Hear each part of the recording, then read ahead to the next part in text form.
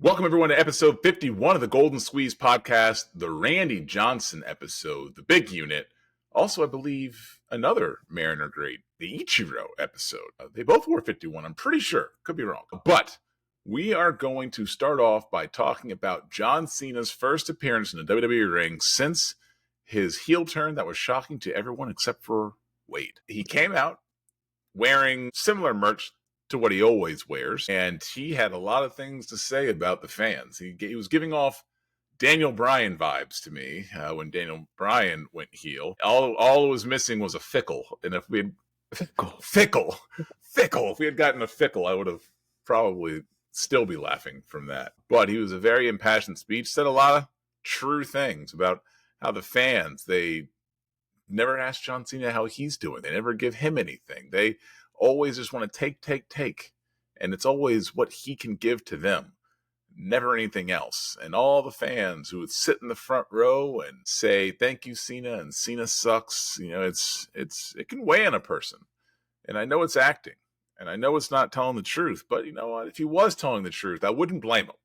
I wouldn't blame him if he was actually upset about the way that the fans treated him, because it has been unfair. And all he does is go out there every single day, or used to, and work hard, still get booed. But that's not necessarily his fault. That's just the nature of the business. It happened to Roman Reigns. It happens to every wrestler that is shoved down our throat because it's who Vince McMahon wants us to like. Now, that being said, in my opinion, Vince McMahon is rarely wrong. And the people that we should like are the ones that he wants us to like. Who's he wrong about from a wrestling perspective that he wanted us to like and we shouldn't have liked? Who does he push? Who did he push that we shouldn't have gravitated towards? Oh, he went way too far with Charlotte Flair on multiple occasions, putting her over in matches where she should not have been put over. Asuka, and I know a lot of people say the Rhea Ripley Mania match, but I think Asuka, that was even more of a travesty. Charlotte was the greatest that's not a knock on women's wrestler of all time. I'm not saying that she's not. I'm just saying that I don't know if I necessarily agree with that. Just my personal preference. She is a phenomenal wrestler, one of the best ever to do it. But in terms of, and we've talked about this, listening to the fans, and I still can't believe that Asuka did not win that match. I guess what I'm trying to say is that everyone that Vince McMahon wanted to push, they were all-time greats. And we may not have seen it in Roman Reigns, but we should have been cheering Roman Reigns. And we may not have. The reason why people... the timing of it. No, I more mean that John Cena got the reactions that he did because Vince McMahon shoved him down at our throats and we didn't think it was deserving. But I think it was. It ended up being deserving. All the pushes that he gave John Cena, all the pushes that he gave Roman Reigns, all the pushes that he gave guys like Stone Cold, The Rock. Remember The Rock when he first? You remember Rocky Maivia coming out and that stupid hair and the outfit and everyone booing him? He was doing the right thing. He gave him a title in his first match at Survivor Series, and gave him a win. His first match, not title. But his first match was in Survivor Series on one of the big four. Back then, Survivor Series meant something. I mean, it was Survivor Series, Royal Rumble, SummerSlam, and WrestleMania. That's what we got. And they thrown it in your house, But the big four meant something back then. So to get a win in your first match in Survivor Series, that meant something. So he does this, and he's rarely wrong. But we booed him, and we booed him, and we booed him, and we booed him. I'm guilty of this. I don't know if you are. I'm guilty of not necessarily liking Cena originally, but then me realizing his greatness closer towards the end of his tenure. I'd say a big part of his tenure, I had taken a break from watching wrestling. Exactly. See, and I missed the CM Punk era. Yeah. I was not watching during the Doctor of Thugonomics. He was already like Make-A-Wish Cena. Because I actually started watching again. I think it was the Monday Night Raw before the WrestleMania where Miz beat Cena with a Rock assist. Mm-hmm. And then I started watching again every Monday after that. So I definitely missed that era, but and just some of the stuff with the goofy facial expressions and some of that stuff geared toward kids and like more definitely PG era stuff. But I've never really, I've always thought for the most part, because that ended up rolling into that ended up, becoming shortly thereafter a couple of the great matches he had with CM Punk. The Money in the Bank was later that year, and then the Monday Night Raw episode right before Rock Cena the second time. That was okay. Actually, that was later, but a lot of that stuff was building up into or happened during Punk's big reign. And so I did see some of the great Cena matches, and it was never about the matches or the quality of the long matches that he had. It's just kind of the presentation of the kid friendly character. Yeah. But I've never really had an issue with him ring wise. His matches, I can think of several matches that I thought were fantastic involving John Cena. Yeah. Yeah. Well, I mean, he got the bad rap for the 5 moves of doom. How many is it for him? Is it 5? Yeah, that's 5. It's 5 5. moves of doom. But yeah, Yep. it's just silly because if you look at a lot of wrestlers, I mean, how many moves do they really have? I mean, you can go through any Undertaker match and you're going to have a snake eyes, a tombstone, a choke slam, Drive by. yeah. There's going to be there's not that many more than 5. You can go to a Stone Cold match. There's going to be a Luthez press, a Stone Cold Stunner, a couple things in the corner where he just kicks you down. I mean, there's not going to be that many more than 5. Even Randy Orton, you're going to get a scoop slam, you're going to get a RKO, you're going to get a couple other suplexes here and there, but Cena got a bad rap in my opinion. Yeah, and that's the thing, like the 5 moves of doom or whatever. It's like, okay, yes, he's got the signature moves or whatever, but like you said, a lot of them do, but that doesn't change the fact that the match with Punk at Money in the Bank, the match with Punk at hold on, my computer just started having some issues here. Stand by 1 second. Can you hear me? Mm-hmm. All right. But I can the two matches I'm thinking off my head with Punk, and I think even one of the other ones was still good. The match with Daniel Bryan at SummerSlam when he hurt his elbow and was fighting with that, Mm-hmm. and the match with The Rock, the first match with The Rock. Now, I thought that was a great match. Just he's had a lot of great. I think his last great match, in my opinion, was the SummerSlam match with Reigns. That to me was fantastic. Yeah. Aside from the fact that Reigns kicked out of the Super AA, well, I just don't think anybody has any business doing that. But again, we suspend disbelief a lot. Yeah. Reigns, But another yeah, guy, five moves. I mean, like a Samoan drop, a Superman punch, a spear, and a couple other things thrown in there. Anyways, Cena gets a bad we could rap. go on and on about that. I think it's I think it's the presentation of the character, and people were tired of that. Just the same way, like talking about people starting to get booed and stuff. Like that's what they were starting to do to Hogan before they finally turned him heel. Yeah. But I don't think it has nothing to do with the ability between the ropes. Just you grow tired of a character. Undertaker realized that, and he went through many different versions of that character Mm-hmm. to keep it fresh. But I just think a lot of the stuff with the PR stuff tied to it was why Cena did not change it for so long. Yeah. Now, the internet wrestling community has theorized that there was a reason why John Cena spoke first, and then after Cody came out, never spoke again. They have theorized that the company may have been scared that if John Cena had an opportunity to respond to Cody, that he could have potentially buried Cody. So they just let Cody talk and not let Cena respond. You mean like he did to Austin Theory a couple of years ago? Like he did to The Rock, like he did to Reigns. The Yeah, Miz, Roman Reigns. It's called a promo. You're Uh, gonna have to learn of it. Yeah. Yeah.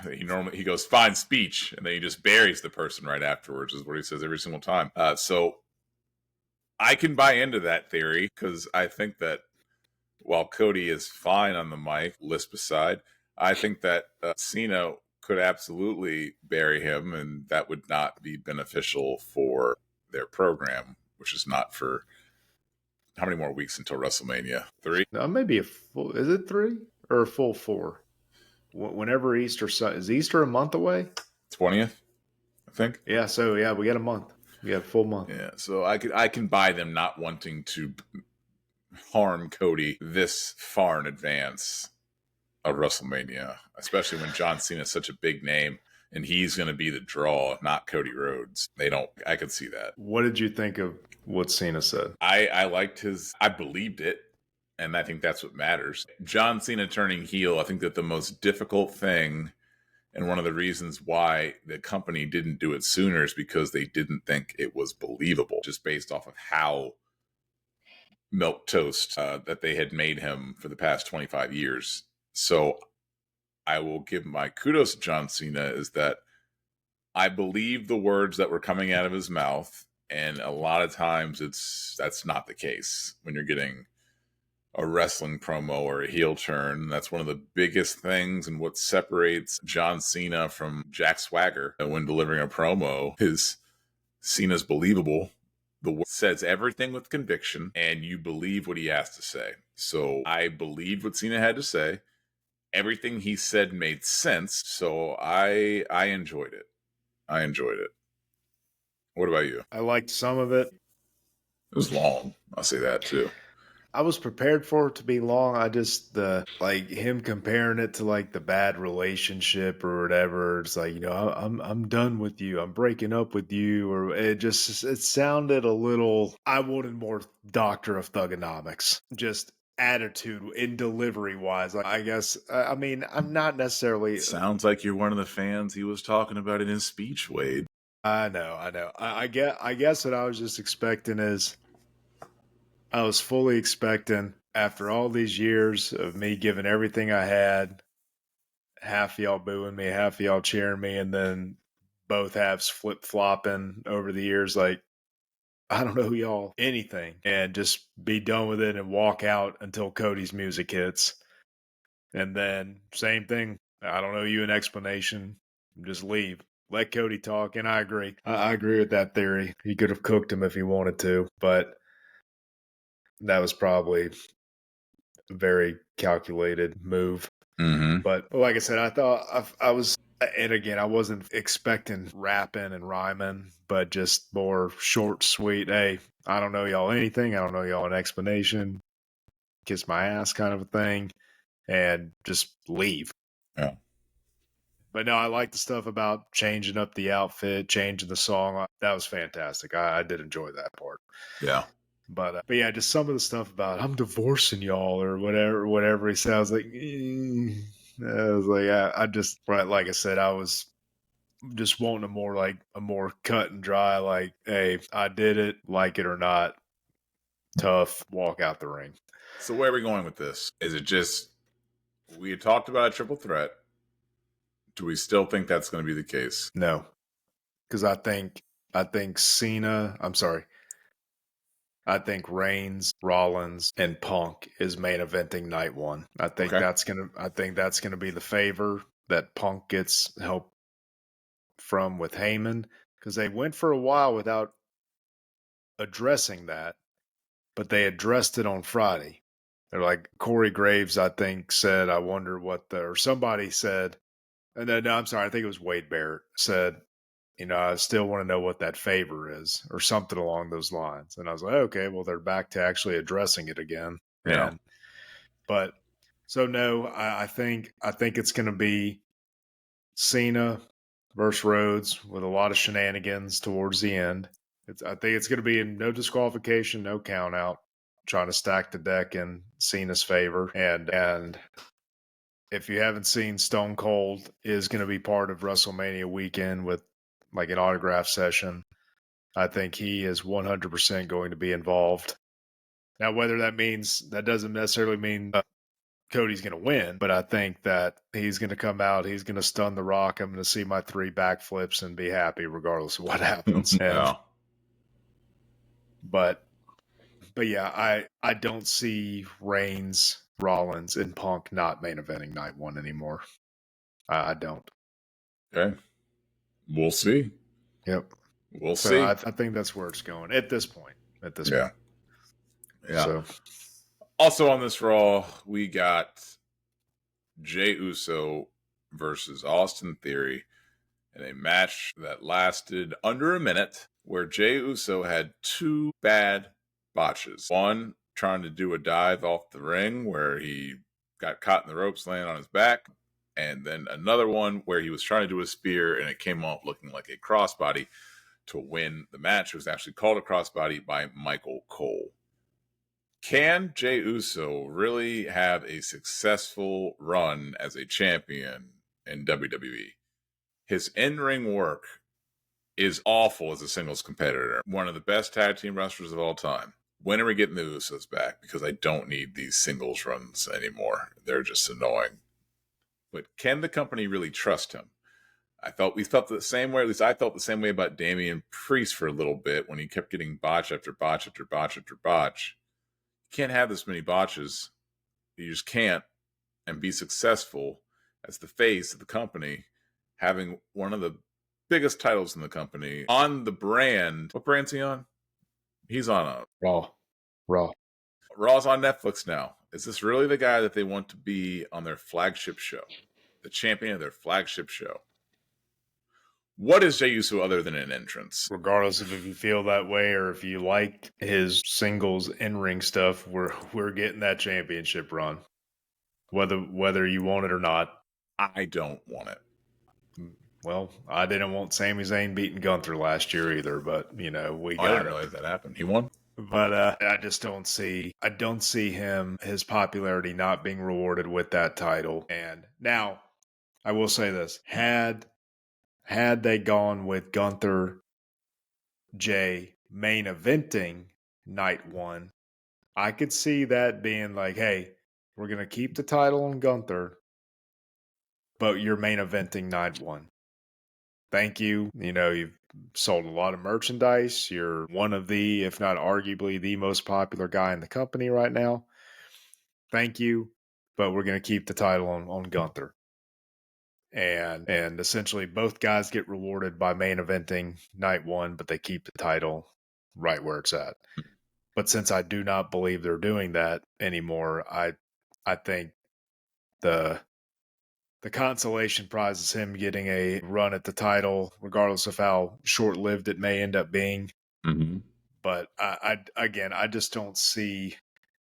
I don't see a scenario with that probably not main eventing. I don't see a scenario where he does not win the title. But something had to change. And just you get the good match with Waller last week. And on SmackDown, which I would like to talk more about this later, you had a fantastic match with Gunther versus Axiom, who I did not know was from Spain. But he is uber. But that place blew the roof off when he got introduced. And you go from that fantastic match to a 10-second match with the other party involved. And now, I don't know if that was intentional or unintentional. Like, hey, Gunther had a scare from one of the NXT tag team guys, and then Jey beat a main roster guy in 10 seconds. Maybe that was calculated. Maybe that was part of it. I just have a hard time believing. I'm still going to go with the theory that Cena's promo went longer than expected by, even if you said it was 35 minutes, even if it was 5 minutes over, yeah, I could see that's why that match got cut short. Because but they're on Netflix. They're not cutting that entrance short. We all know that. Why do they need to? They don't have any time constraints. I understand. Almost every week consistently, with the exception of the first one, which I think was right at 3 hours. But I think all the other ones, I say that I don't know about last night's, but I think they've all been right at about 2.5 hours. Whether they have or they haven't, though, there's nothing making it be 2.5 hours. I don't think you need to cut a match fair. and make it under a minute just because something went long. What happens? Has any show been the exact same length of time? I think they've all been about 2.5 hours. But what's about 2.5 hours? Is 2 hours 35 minutes? Is that like one might be 2 hours 35, one might be 2 hours 28? Like make it 5 minutes longer. It doesn't matter. It's not important. I agree with that. I'm just, who knows? Maybe it'll come out later what the deal was with that. But when you told me that, I was surprised because I have not. I tried watching it last night. I had some buffering, streaming issues on my end, so I did not get to watch much of Raw. But when I heard that, I was just very, very surprised. But again, whether we want that title reign or not, it's happening, and I don't know if it is. It probably is. I would agree with that if they were main eventing. Yeah, well, we don't know they're not. We're only speculating. Yeah. I mean, that is true. That is true. But what else happened on Raw? Anything major? Rhea Ripley trying to insert herself in this match because we don't technically officially have a triple threat match. Correct. But there was a contract signing, and Ripley came down, interrupted it, tried to put Io and Bianca through a table. Unsuccessful in doing so, then grabbed the contract and she signed it. And Adam Pearce kept saying, you can't do that. And Ripley said, what do you mean? This is legally binding and I already signed it. So, yeah, there's that. So, not in the match yet, but the seeds are being planted and she's en route to being placed in the match and it becoming a triple threat. But we'll see. We'll see how long it takes for them to just announce that. But I think that we all know that is coming. Outside of that, there really wasn't that much on Monday Night Raw. How'd Breaker look with Balor? He looked fine. Not that I don't think Breaker's a very good wrestler. Just I've seen some phenomenal Balor matches over the years. Yeah. So, and I don't recall them wrestling one-on-one. I don't recall that either. But it was good, though? Yeah, it was good. Did you see any of Big Papa Pump, his uncle, on Chris Van Vliet's podcast? Believe so. I think the stuff I've seen with him was older. Well, he was talking about his sons. One is a basketball player at Virginia Tech, and the other is in one of those programs that WWE has. Maybe not the next in line program, but something like that. So Braun's cousin is trying to get into the wrestling game. He's a little bit bigger than Braun, a little bit taller.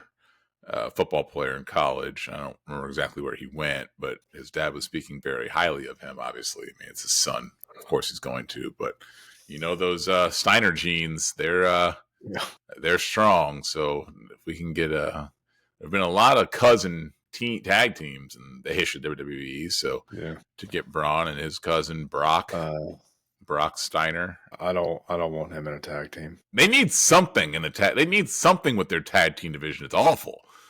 Well, it's an awful division.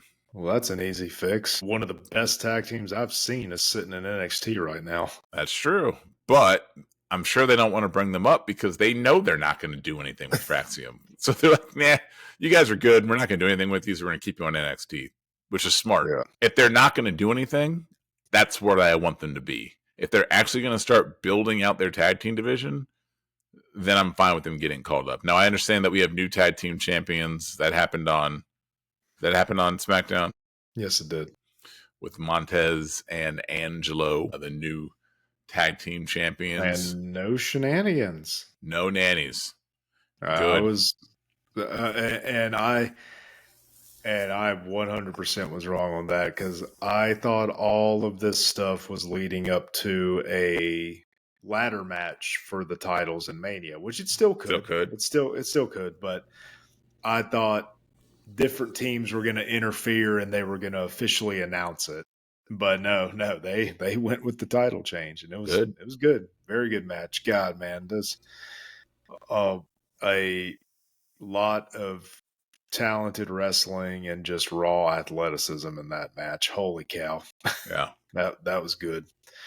That was good. And also, so Gunther was there on SmackDown. He came out in his ring gear with the belt, and I was like, and I did not know this. I did not know that Axiom's name in NXT UK was A Kid. Like, oh, they're the same person? yes. Okay.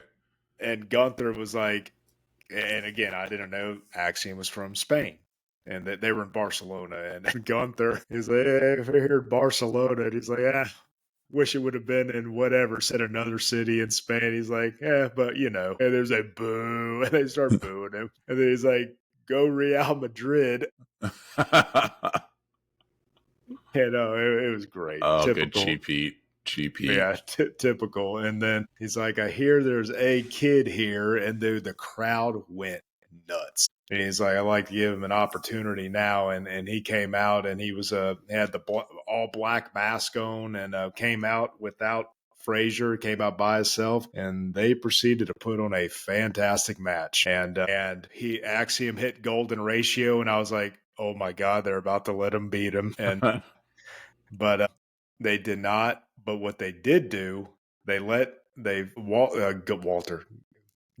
kicked out of that, but Axiom kicked out of the first power bomb from Gunther.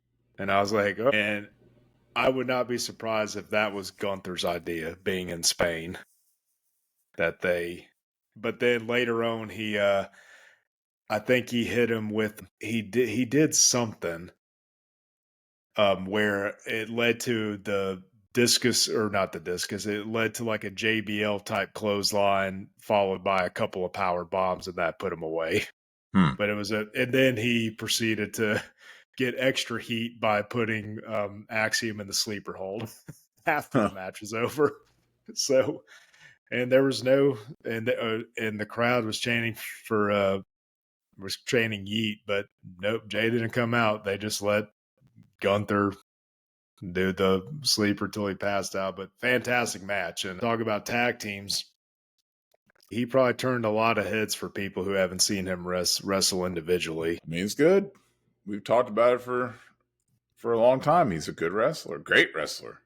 Oh yeah, no. I did not know he was from Spain, but when I was reading over the greats for it, it said if you haven't seen it yet, there was a match in NXT UK that was A Kid versus Walter that they said was just as good as that one. It's like, I will have to find that. Before. Okay. Yes. But yeah, no, but he is super popular over there. Yeah. Okay. And but yeah, if you get a chance, you need to watch that whole thing. We both love Gunther on the mic, and this was great. Yeah. Very good. But where's the WWE next? Oh, they went Barcelona, Brussels. Do they go to Austria on this one, or is that in the fall?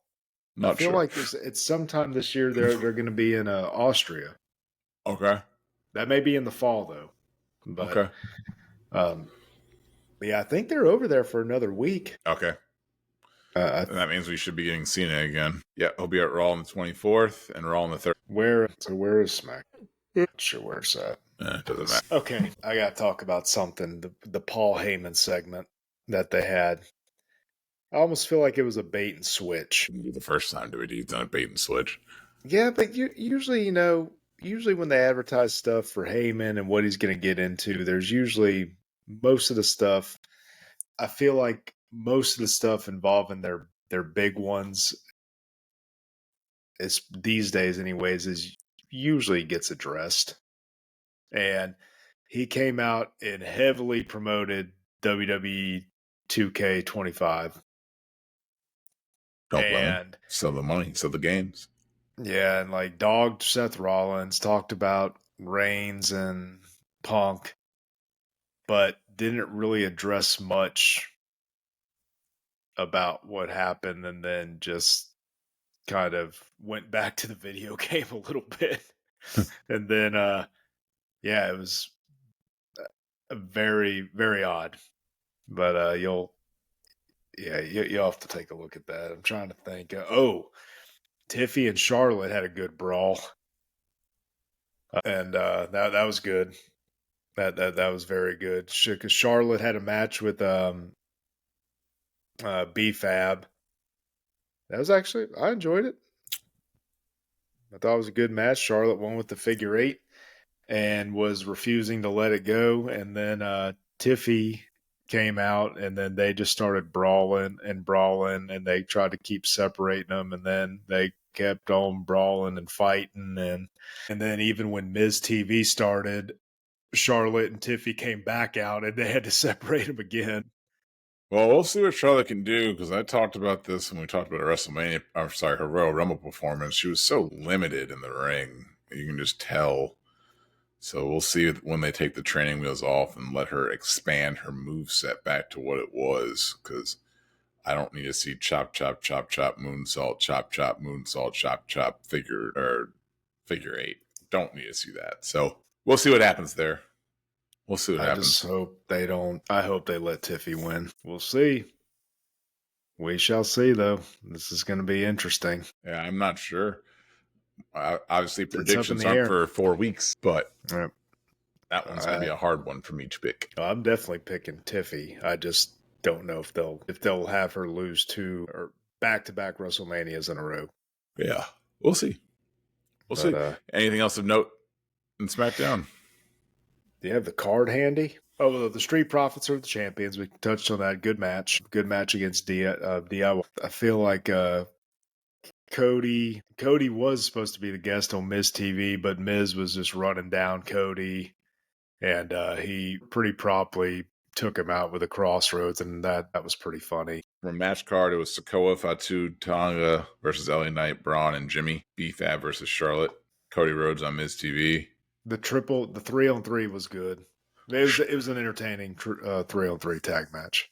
Shinsuke versus Damian Priest. That was good. Carmelo versus Randy. Drew McIntyre. They pretty much all but confirmed it's going to be Drew versus Damian at Mania. Drew interfered with that match. Gotcha. And jumped on Priest in the ring. So Shinsuke or Priest won by DQ. Fatu cut a pretty good promo at the end, talking about running it back next week with Braun Strowman. And dude, could be a good he's program. Good. He's Braun good versus Fatu. Yeah, I liked because they fought a Saturday Night Main Event. I think the last one in San Antonio. Oh yeah, that's right. And then so this will be the second one, and I'm wondering if Braun will pick up a win in this one, and then they'll have one more. No, I don't think they should, but I'm just wondering. Not going to happen. They're not letting Fatu is not lost yet. They're not letting Braun Strowman be the first time he's pinned. If Solo cost him setting up that match. I guess that's the only scenario. Even then, I'm hesitant to say they would do it. Yeah. Did you see Fatu's promo at the end? No. Okay, I'm gonna have to find that. But no, that was good. Carmelo and Randy Orton was good. It was good. Yeah, that was definitely. And I had a bad feeling. I was like, man, I thought it was going to end up being Austin Theory, Jey Uso territory. Yeah, for like a quick win, but no, it was not. It was a very, very good match. Good, very good match. Good. Oh, dude, that crowd was nuts for Orton. Holy cow! But no, it was very good. Yeah, but no, good episode for sure. Good. I thought it was very good. I know there's some things that you wanted touched on from NXT. Yep. The Fraxium Hardy Boys match was very good, and kind of went as expected. The TNA titles were on the line, so they lost. Hardy Boys Fraxium won. Lost, yeah, Fraxium lost that, but I'm thinking it's Stand and Deliver. If I had to take a guess, they'll probably run that back and have Fraxium pick up the win. Moose vs. Oba was very good. I love old school power wrestling like that. power wrestling, but mixed with athleticism. And those guys were good. Crowd was really into that one. And Oba picked up the win with Fall from Grace. Yeah, it was good. But like I don't know if we were recording earlier. Oba kicked out of a spear from Moose. I don't know how I feel about that. I think Is that his finisher? I think it is. I think Moose has a couple of finishers, and the spear is one of them.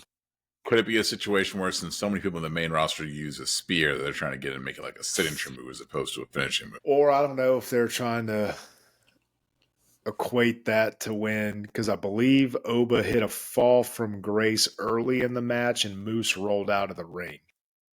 Okay. And so I don't know if they're trying to say, okay, well, since he got away from that and didn't lose, that was almost the same as a kick out. I don't know. But either way, it was a good match. I feel like there's another match. Oh, I sent you some clips of the street fight with Javon and All Ego. That was good. That was very entertaining. Look good. And look bouncy. Ethan. Genius. Call him up. Call him up to the main roster.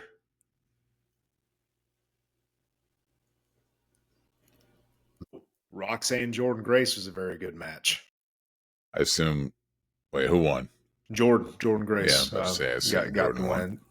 Yeah, she got that. God, she's good, man. They're both great. They're both great. But Julia versus Stephanie Vakir was the main event, as it should have been. Very good match. I thought the fans were going to go home disappointed. I thought there were going to be shenanigans, because I did not think they would take the title clean off of either one of them. But nope. Stephanie hit her I think it's the Northern Lights finisher, Northern Lights driver finisher to get the win. But I feel like Julia may have kicked out of it, because I think Stephanie kicked out of Julia's and at one point. But no, a couple good false finishes, and yeah, I was just very surprised that they went ahead this early and had that match to begin with, but did it then. And I theorize that's because they're going to set up a triple threat at Stand and Deliver, and both of them will be on Raw or SmackDown the following week. Okay. Yeah. When Stand and Deliver? WrestleMania weekend, a month. And I know Jada Parker has been cutting promos. Jordan Grace. I think I would be okay with either one of them having a run with it. Yeah. But I think Julia and Stephanie are both going to be gone after Stand and Deliver. Yeah, hopefully. As they should be. Yeah, I'm all for them calling that talent up and giving them a chance to sink or swim. And Booker T about lost his mind, because Stephanie and Julia both did Stephanie's move. They were doing Jalen Evans' move and getting bouncy. It was looking bouncy in the replay to me. And I showed my wife that clip I showed you of Booker going, he was getting into it. With the biggest smile on his face while he was doing it, too. Oh, and I think I forgot to tell you this. So a few weeks ago, they had a match, and Miss Andre Chase was fighting, and Corey Graves was going in on him like being the washed up coach or whatever, and Vic Joseph was like, "Oh, come on," and then Corey Graves was like, I had a coach like that when I was in school. He's like, his name was Coach such and such, and I didn't think anything of it. But then Booker started to laugh, and Vic Joseph was like, if you're going to do that, at least pronounce the last name right. I guess the name that Corey Graves used was Vic Joseph's real name. When he referenced the coach that thought he was great but was washed up. Oh, that's funny. So I keep forgetting to bring that up, but I'm gonna have to find that clip because it was good. But it was, and you could tell it was like something just impromptu. Yeah, that's funny. But no, it was good. But no, that NXT at the theater at MSG exceeded my expectations for sure. Good. I figured there'd be a lot of shenanigans involved, and I don't think there were any at all. Good. And the group attacked Javon and All Ego after the match, the one that's trying to be the Shield. Okay. So they came out, and in the last thing on NXT, Sean Spears' group has a name. Oh, gosh. Care to take a guess? Time's up. The Culling. Culling. Okay. The culling. Yes. That's terrible. Yes. Okay. Well, the good news is that faction won't be around for very long, I'm sure. So we're not going to have it for much longer. That is bad. Yeah. I was like, at first I thought they said another word, and I was like, what did they just say? I had to see it on the screen to see exactly what it was. That's funny. But, so yeah, very, very good. If you have a chance, go and watch it. It was very good, as what is usually the case for an NXT high profile event. They nailed it for sure. Very, very good. I'll have to check that out. Yeah, it was good. Check out some NXT. Get back on my NXT grind. Yeah, that, and definitely, definitely the Gunther Axiom match on SmackDown, and Street Profits DIY was very good as well. And actually, I say that most of the matches were very good on SmackDown this week. Okay. So good to hear. Speaking of something else that's very good, the Golden Squeeze podcast, and we're coming to an end. It's time for me to go to Sleepy Land. But if you like what you heard, the 5 minutes you were asleep earlier. It started early. If you like what you heard, go ahead and hit that like and subscribe button, and we will see you on the next episode of the Golden Squeeze podcast. Oh, yeah.